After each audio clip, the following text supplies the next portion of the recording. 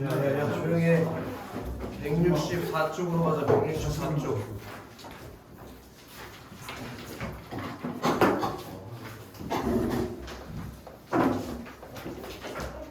요거는 주성분이 끝났으니까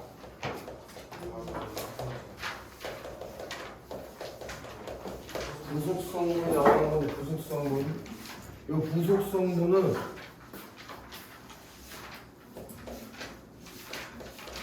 주성분을 꾸며주는 기능을 하는 애들을 부속성분이라고 한다고. 주성분을 꾸며주는 기능, 수식해주는 기능은 요런 부속성분은 뭐가 있다고 했냐? 먼저 관형어가 있다고 배웠는데 관형어 얘는 관형사랑 하는 기능이 똑같다고. 관형어는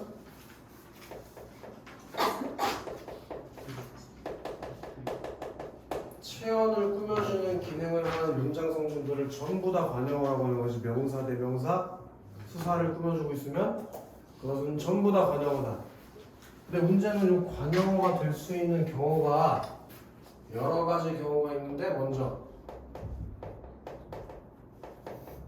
문장에 관형사라는 단어가 들어가면 얘는 무조건 관형어가 돼요. 관형사는 야 이번에 시험 보면서니까 니네가 얘기해봐. 관형사의 특징이 뭐가 있었냐?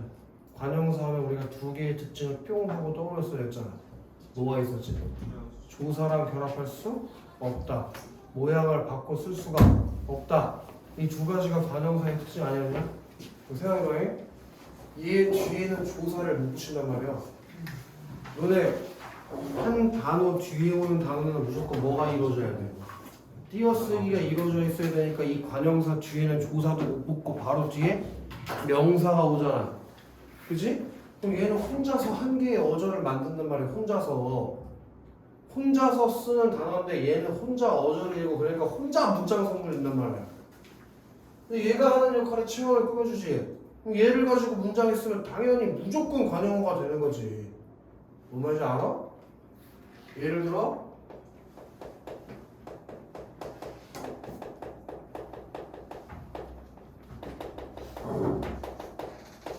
이러면 요 새가 모양을 바꿔 쓸 수 없고 조사를 붙일 수도 없는데 신발이라고 하는 명사 체언을 꾸며주고 있잖아. 그럼 이 녀석의 품사가 관형어인데 얘 새랑 신발이랑 띄어쓰기 돼 있으니까 한 어절이잖아. 그러니까 하나의 문장 성분이 돼야 된다고. 이해돼? 근데 이때 이 녀석이 관형사이고 체언을 꾸며주니까 문장 성분이 뭐가 돼야겠어? 관형어가 돼야 된다 이거야. 뭔 말인지 알아? 그래서 관형사는 문장에 쓰이면 예외 없이 무조건 관형어가 돼. 예외가 없어. 이건 100%야. 알았어? 그리고 두 번째로 용언의 관형사형. 이 녀석도 관형어가 돼야 되는데 용언의 관형사형이라는 건 뭐야? 용언은 원래 서술어 자리로 들어가야 되는데 얘 모양을 바꿔서 관형사처럼 바꿔 쓰는 경우 그게 용언의 관형사형이라고 했었지, 그치? 관형사형 어미로 바꿔 쓰면 그게 용언의 관형사형이라는 건데 관형사형 어미에 뭐가 있었냐? 은는을던이 있었지. 은는을던. 그렇게 어미의 모양을 은는을던으로 바꿔서 문장에 활용하면 그건 관형어가 된다고. 예를 들어서 이런 경우겠네.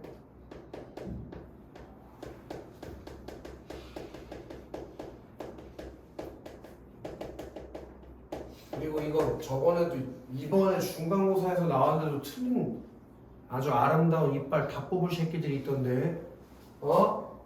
아이씨. 이거를 왜 관형사라고 하냐고. 이게 어떻게 관형사냐고. 예쁘다 해서 모양을 바꾸는데 말이 되냐고. 이 짓거리 하지 말라고 방학 때부터 계속 얘기했는데 또 결국에 시험에서 이빨을 뽑아야 돼 이 새끼들이.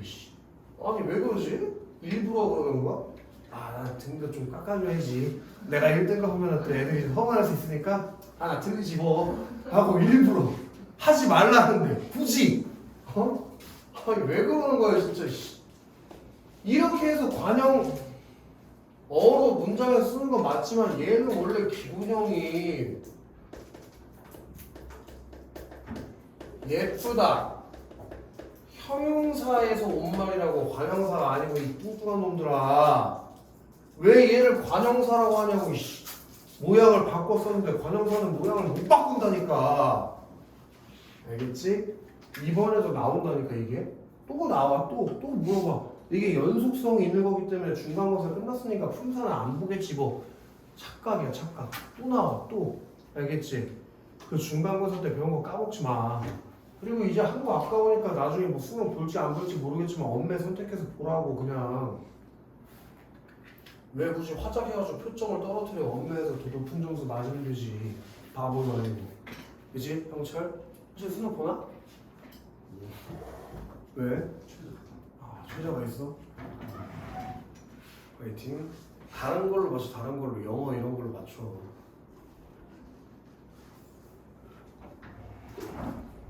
아, 영어는 뭐 바보 아니면 다 80점 맞는 거잖아. 그렇지. 말이 되나? 100점 만점에 2점, 3점짜리밖에 없는데 80점 밖으로 나가는 게 말이 돼? 뭘 틀리는 거야 도대체? 듣기만 담아주던 30점 넘게 받잖아. 그죠? 서로 듣기에서 뜨지 않았더니 귀가 있는데 A, B, C, D, E, D 몰라? 알잖아. 그지? 듣기 시간하고 누가 망치로 치나? 바닥을? 그게 아니면 틀릴 수가 없잖아. 영어 듣기가 겁나 느리게 말하고 답이 다 선택지에 써있는데 일부러 틀리지 않고선 틀릴 수가 없는 거죠. 그럼 30점은 거저 줘. 그럼 이제 한 40점만 더 맞으면 2등급인데 그럼 왜? 그지 형철? 형철 이번에 뭐에서 잘 봤나? 화작이 뭐 어마어마했던데? 등급컷이 97이 1등급이던데. 그래서 9원 잡았어. 엄청 쉽더라고. 아니, 그래서 그거 끝나고 모의고사 끝나고 청구인데 뭐 신났나 봐. 단톡방에 선생님 98이에 뭐 이지라서 좋아가지고 막 올리고. 98 있다고요? 왜 없다고 생각해? 있지. 100도 있는데. 100이 있다고요? 왜 100이 왜 없어? 너희가 100 못 맞으면 학원에 100점 맞는 애가 없냐? 그런 거 아닌데. 예쁘다 해서 니은 은으로 모양을 바꾼 거니까 얘 품사는 형용사지만 문장 성분은 관형은 관형. 아시겠어? 그리고 세 번째로 체원에 관형격 조사를 갖다 붙여도 관형어가 되겠지. 주격 조사 붙이면 주어가 되니까. 그럼 관형격 조사 이건 외워야 되는 거지. 하나밖에 없는데 의 이제 인간적으로 외울 때 했다잉. 예를 들어서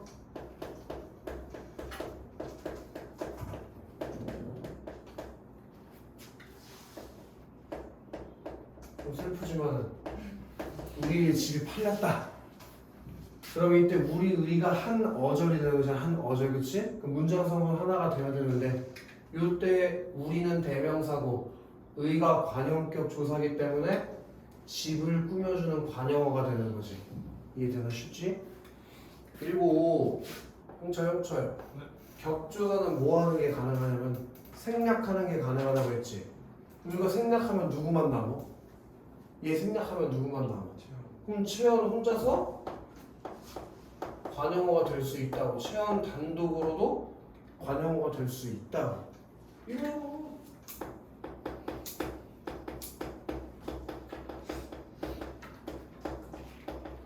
의 그냥 생략하면 되지. 사실 너네 이거 의가 없는 게 니네가 읽을 땐 저 자연스럽지 않아? 우리의 집이 팔렸다보다는 우리 집이 팔렸다가 더 자연스러운 말이잖아. 격조사는 그렇게 생략해서 쓰는 경우들이 많단 말이야. 다만 조심해야 될 게 있는데 나하나 얘를 생략하면 문장의 의미가 달라지는 경우도 있어. 지금 같은 경우는 우리 집이 팔렸다나 우리 집이 팔렸다나 똑같은 의미지. 근데 이건 어때? 여자의 친구가 있다. 이거는 여자인 사람의 친구가 있다는 뜻이지. 근데 의를 빼면 다른 얘기가 돼. 여자 친구가 있다. 그럼 내가 여자 성별 친구가 있거나 아니면 사귀는 사람이 있거나 라는 뜻이잖아. 그치? 그래서 앞전 문장이랑은 의미가 다른 얘기가 될 수도 있다고. 그게 관형어인 게 달라지는 게 아니라 뜻이 다른 문장이 될 수도 있다는 거. 이게 옛날에 고등학교 1학년 모의고사 기출에도 나온 적이 있어. 관형격 조사가 생략되면 뜻이 다른 문장이 될 수도 있다. 아시겠어? 이런 경우들 이런 경우들이 체온을 꾸며주는 관용어가 되는 거라고. 아시겠어? 결국에 관용사라는 건 관용어에 포함되어 있는 거지, 이 둘이 완전히 같은 개념은 아닌 거지. 요게 이제 내 시험 문제 가지고 장단점을 내치는 부분이야. 이해되냐? 그 다음에 또 뭐가 있냐? 부사어. 부사어라는 게 부사어. 자, 얘는 기본적으로 책에 난 이게 맞다고 생각하진 않는데 서술어를 수식하는 개념을 한다고 나와 있을 거예요. 근데 이렇게 하면 좀 다른 얘기가 되는 게 뭔 문제가 있냐면 서술어 자리에 예를 들어서 체언 더하기 서술격조사가 들어오면 부사어가 아니라 관용어도 서술어를 꾸며줄 수 있는 경우도 있기 때문에 나는 이렇게 공부하는 게 더 맞는 것 같긴 해. 용언을 꾸며주는 경우, 용언을 꾸며주면 그게 부사어 또는 문장 전체를 꾸며주거나 다른 부사어를 꾸며주는 경우에 걔네들이 부사어가 되는 거지, 그치? 부사어가 되는 건 어떤 경우가 있냐? 일단 부사는 무조건 부사어가 되는 거지, 그치? 다만 얘는 요거랑 좀 다른 점이 있어. 관형사는 무조건 관형사 혼자서만 하나의 어절이 된다고 했잖아.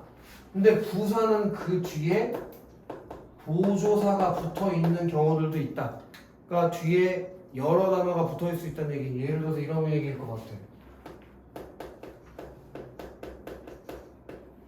빨리 처먹어. 그럼 이때 빨리라는 말 모양 못 바꾸잖아. 그치? 그리고 얘가 하는 역할이 처먹어라는 용어를 꾸며주고 있으니까 품사가 부사고 문장 성분도 부사어가 돼야지. 근데 이거 가능하잖아. 좀 이상한 얘기일 수 있지만 빨리도 처먹어. 너 왜 이렇게 빨리도 처먹냐? 이럴 수 있잖아. 왜 이렇게 빨리 먹냐는 얘기지. 그치? 그렇게 뒤에 보조사를 붙여가지고 하나의 어조를 만드는 것도 된다. 근데 얘는 그게 안 되잖아. 뒤에 조사 못 붙이잖아, 관형사는. 그 정도 이해해주면 돼. 그다음 두 번째로 어떤 경우가 있어? 용언의 부사형. 아까 용언의 관형사형이 관형사의 어미로 바꾸는 거라며. 그럼 용언의 부사형은 용언을 부사형 어미로 바꾸는 게 되겠지? 그 부사형 어미에는 뭐가 있나? 개, 도로, 드시, 아서, 어서 뭐 이런 것들이 있지. 이렇게 모양을 바꾸면 이 녀석의 품사는 용언이지만 문장 성분은 부사어가 된다고. 예를 들어서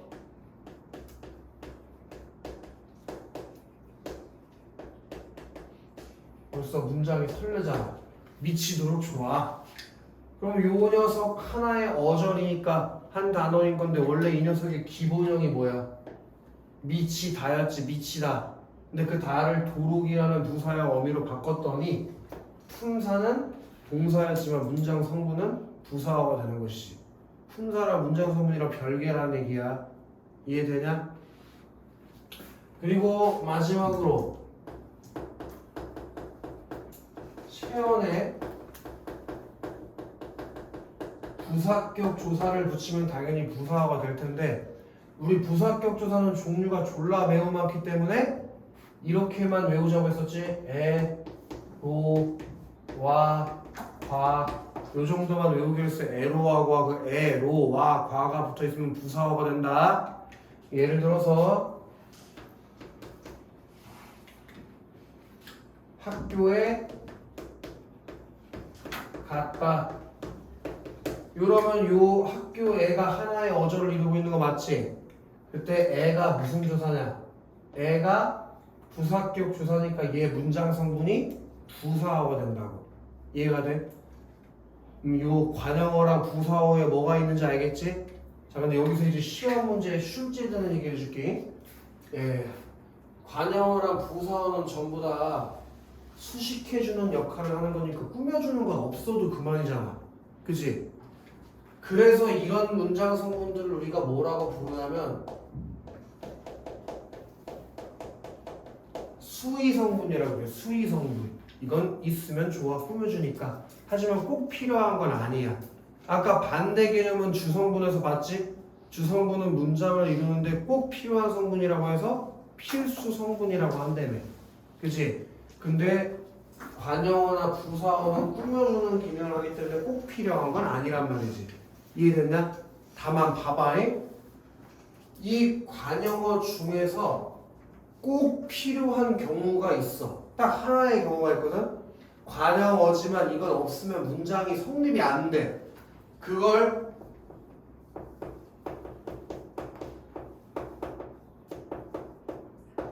필수 관용어라고 생각하면 되는데, 필수 관용어 시작. 필수 관용어 중요한 거. 얘는 어떨 때 쓰는 거냐면 의존 명사를 수식해줄 때. 의존 명사를 꾸며주는 관용어는 없으면 말이 안 되는 얘기가 되잖아. 그지? 예를 들어서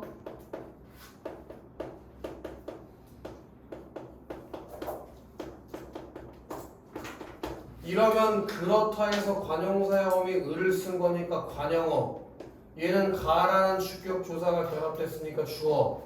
얘는 형용사니까 서술어가 되는 건데, 관용어가 필수 성분이 아니라고 해서 얘를 생략하면 무슨 일이 일어나냐? 리가 없다. 이게 뭔 개소리냐고. 말이 안 되잖아. 그럼 이때 관용어 없어도 되는 거 맞아? 아니잖아. 이땐 꼭 필요하잖아. 문장의 의미를 이해하려면. 그럴 땐 이건 수의 성분이 아니라 필수 성분으로 쓰인 거라고. 이 관용어는 꼭 필요한 놈이니까. 이해가 돼? 그럼 마찬가지로 이 부사어도 일반적으로는 수의 성분이지만 뭔 경우가 있겠어? 필수 부사어의 경우들이 있겠지. 필수 부사어. 특히 이 필수 부사어는 시험에 진짜 많이 출제되는 부분인데, 이게 필요한지 안 필요한지는 서술어가 정해줘. 지금 같은 경우에는 의존 명사를 통해서 알 수 있었잖아. 이 필수 부사어는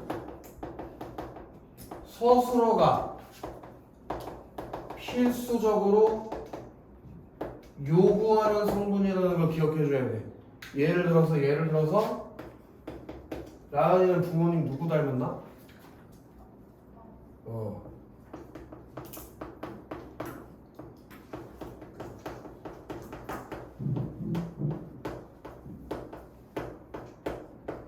이러면 어절이 3개 있으니까 문장 성분도 3개 필요한 거 맞지?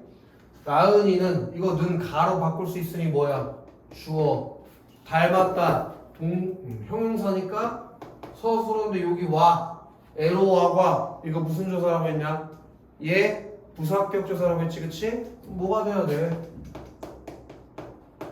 부사어가 돼야지, 알겠어? 근데 만약에 이거 생략하면 무슨 일이 일어나니? 라은이는 닮았다. 이거 말이 안 되는 얘기 아니야? 그럼 이거 생략해도 되는 거 맞아? 아니지. 그럼 이때 얘는 무슨 부사어라고? 이게 필수 부사어가 된다 이거야. 이해되나? 또 하나 보여줄게. 얘는 좀 이따 세 자리 서술어 할 때 한 번 더 설명하게 할 건데, 국어 문법보다 너네가 어렸을 때 영어 문법을 더 먼저 배우잖아? 그지? 막 3학년 때 영어 문법 아닌가? 뭐 아무튼 영어 시간에도 나는 더 자세하게 배운 것 같아. 국어 시간보다 어렸을 때. 왜?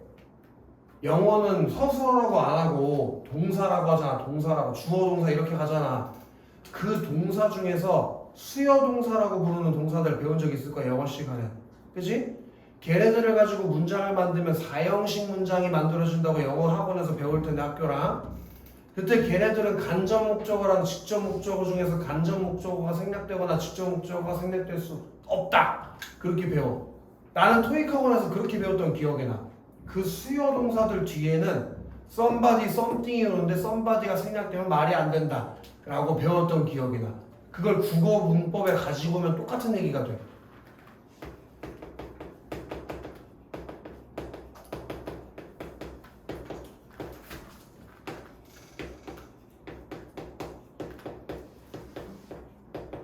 이게 누군가에게 뭘 주는 수요 동사, 동사인 거지, 동사. 그래서 서술어인데 요건 내가니까 주어, 요건 목적어겠지? 용돈 을이니까. 이때 형철이에게 애가 들어가 있네. 그럼 부사격 조사니까 부사어일 거란 말이야. 그치, 형철아? 근데 만약에 이 형철이에게라는 걸 빼버리면, 내가 용돈을 줬다, 뭔가 말이 될 것 같지만 이러면은 내가 용돈 주는 사람이 돼서 만나는 사람마다 다 용돈을 줘야 되는데 그게 말이 되냐고. 그럼 이상한 얘기가 되는 거잖아. 누구에게 줬는지 반드시 밝혀줘야지. 그럼 이거 빠지면 안 된다는 얘기네. 이해되나? 그게 바로 필수 부사어라고. 필수 부사어. 아시겠어? 이렇게 부사어들 중에서 특정한 부사어는 서술어가 요구하는 놈이기 때문에 반드시 필요한 경우가 있다고. 그걸 필수 부사어라고. 아시겠어? 그다음 잘 봐봐. 이걸 조심해야. 또 이거 가지고도 가끔 기출문제나 이런 데서 낚시하는 게 있는데 봐봐. 라은이는 아버지를 닮았다. 이렇게 말하는 거 괜찮나? 이게 잘못된 문장인 거야. 라은이는 아버지와 닮았다라고 말해야지 맞는 것이지, 라은이는 아버지를 닮았다면 그건 잘못된 문장. 여기가 부사어 자리인데 목적어를 갖다 쓴 잘못된 문장. 아시겠어? 그럼 만약에 를을 갖다 썼다. 우리가 이렇게 많이 쓰잖아. 그럼 이건 목적격 조사로 쓴 게 아니야. 목적격 조사로 쓴 게 아니라 보조사적 용법으로 쓴 거야. 만약에 이렇게 썼다면. 왜? 여기는 누구 자리니까? 부사어 자리니까 목적어를 써서는 안 된단 말이야. 무슨 얘기인지 알아? 이런 이건 좀 깊은 얘기인데 고등학교 문법책이 잘 안 나오는, 학교 시험에서는 또 가끔씩 내기도 하더라고. 그걸 좀 알아도 목적격 조사가 왔다고 무조건 다 목적어가 되는 게 아니야. 그게 보조사적 용법으로 쓰일 때도 있단 말이야. 그걸 조심해야 된다. 그 다음에 마지막으로 독립성분. 요건 다른 문장 성분과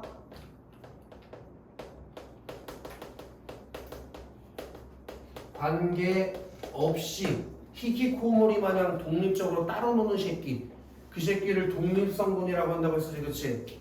그게 딱 한 개밖에 없잖아. 마지막 문장 성분인 독립어. 요 독립어가 되는 경우는 어떤 경우들이냐?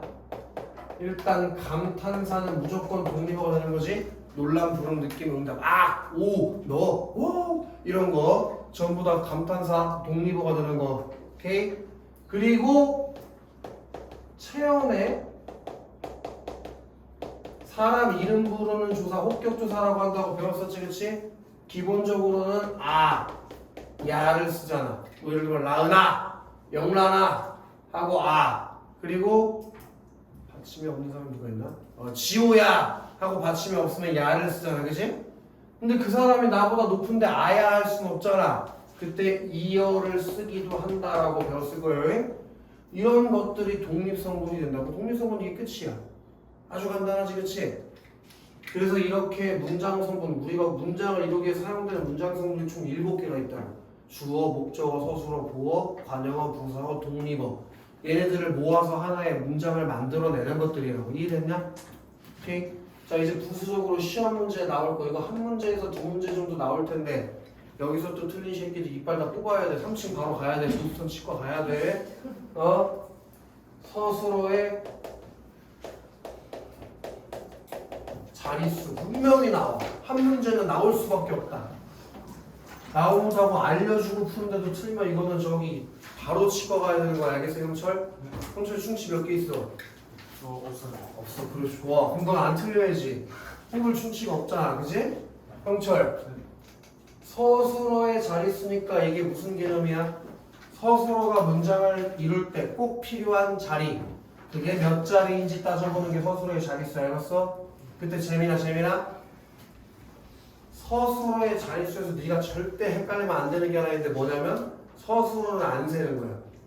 서술어를 빼고 나머지 얘가 요구하는 게 서술어의 자릿수야. 알겠어? 절대 서술어는 세면 안 돼. 자, 그럼 몇 자리가 있냐? 먼저 한 자리가 있다. 한 자리. 그럼 서술어를 제외하고 딱 하나만 있으면 문장 완성시킬 수 있다는 거지, 친구들. 아까 서술어는 왕의 개념이라고 했잖아. 그럼 왕한테는 형철아 뭐가 필요해? 왕에게는 뭐가 필요해? 그래, 그 왕비 역할은 누가 한다고? 그러면 하나만 있으면 된다고 한다면 누가 있으면 되는 거예요? 주어만 있으면 문장이 완성되는 거. 그게 한 자리 서술어겠지. 주어, 서술어만 가지고 문장이 완성되는 거. 대표적인 케이스가 형용사나 서술격 조사, 그리고 자동사가 서술어 자리에 들어오는 케이스야. 나는 선생님이다. 꽃이 예쁘다. 지한이가 웃는다. 이런 식으로. 이해됐냐? 그리고 두 번째로 두 자리 서술어가 있는데 이때 니네가 잊어버리면 안 되는 건 문장을 만들 때 꼭 필요한 게 주어니까 주어를 제외하고 나머지 하나를 채워 쓰는 거겠지, 그치? 그때 서술어 자리에 만약에 타동사가 왔다. 아까 타동사가 뭐였냐? 목적어를 필수로 요구하는 동사라며. 그럼 이 자리는 누가 채워줘야겠어? 당연히 목적어가 채워줘야지. 그지? 그리고 자 이제 주어는 무조건 필요해. 근데 서술어 자리 이번에는 되다나 아니다가 왔대.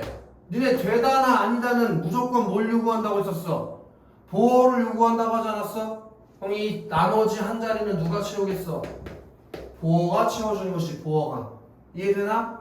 자, 또 주어가 왔고 특정한 서술어가 왔는데 이 자식이 얘를 요구하는 케이스가 있다고? 필수 부사어. 오케이? 이렇게 두 자리 서술어가 될 수 있는 케이스는 세 가지 케이스가 있다. 주어 목적어, 주어 뭐, 주어 필수 부사어. 이해되나? 그리고 마지막으로 세 자리 서술어가 되는 케이스는 세 자리 서술어. 그건 주어 목적어 거기에 필수 부사어까지 요구되는 경우. 이해되나?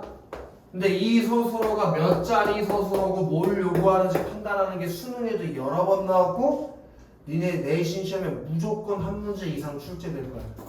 아시겠어? 요걸 판단하는 게 분명히 출제된다. 그래서 요걸 연습을 많이 해봐야 돼. 그러니까 그 얘기는 무슨 얘기냐면 다음 주에 왔을 때 시험을 보겠다는 얘기겠지. 다음 주에 왔을 때 쪽지 시험을 보겠다는 얘기. 공부를 해와. 한 방에 몰아서 공부하지만 문법 절대로 안 돼. 될 리가 없어. 자, 그러면은 이제 문장 성분에 대해서 다 배웠으니까 부교재 하러 가보자. 부교재에서 아까 풀지 않았던 20번부터 26번, 37, 38번 풀고 부교재 말이야. 그 다음에 문장 성분 2번의 개념 클리어랑 지식 클리어에 있는 38번까지 지금 풀어라. 지금 아까 전에 안푼 20에서 26 그리고 38번 그리고 시험 클리어는 그 숙제로 풀 거니까 여기서 풀지 마. 그 뒷단원에 나오는 개념 클리어랑 지식 클리어 그걸 풀어라. 지금 바로 요거랑 다음 단원에 나오는 거 알겠어?